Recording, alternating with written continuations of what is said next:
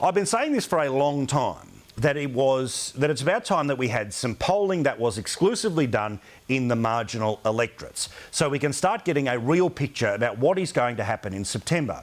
Now, it's great that the Nielsen poll and the News poll give us this national picture all of the time, but as you've heard so many people turn around and say, it's not going to be a uniform swing. It means there'll be stronger states for Labor, stronger states for the coalition. Well, today the Financial Review produced the following findings. There is, we all know, going to be one hell of a whacking for the government coming up in September, a rightly deserved one.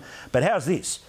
According to JWS research today, this federal government looks like it's about to lose 24 marginal seats, and fingers crossed, but still we'll see, another 15 semi-marginal seats.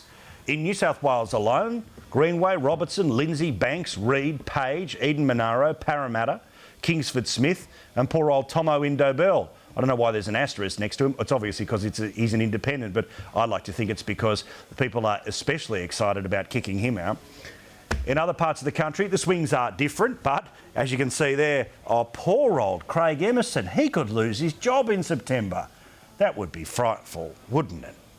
He could lose his job in Rankin. There's also Oxley and other seats there that you had to look at. In Victoria, where things are slightly better for the Labor Party, you can see there they'd be in the best way of losing 3 seats. These are the graphics that appeared on the Finns website.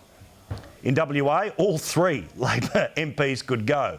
So good to see the Prime Minister, when this poll was done, by the way, on Tuesday and Wednesday, when she was in WA, it didn't matter. It didn't help at all.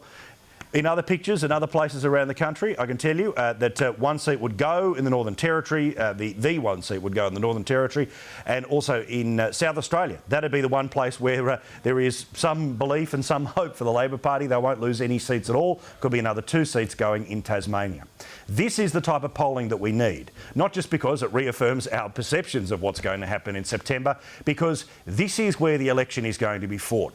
It's one thing to get a national trend, but the more and more polling that we do in seats like this, and we know who the hit list is, we'll be able to keep an eye on where the government's going to try and flood its money in the budget. Also, how will they tailor the budget coming up in May, but also being able to know exactly how far that pendulum is going to swing. We all know it's going to swing hard, but according to that poll today, it's going to swing almost even harder than some of us had been thinking for some time. It's a good poll and one we'll be checking, and well done to Phil Curry and the Australian Financial Review for making it happen. There should be plenty more of it, and we'll highlight all of the polls, good, bad and indifferent, depending on your political perspective. But I'm rather happy with that one. Ta-da, Minister Toole.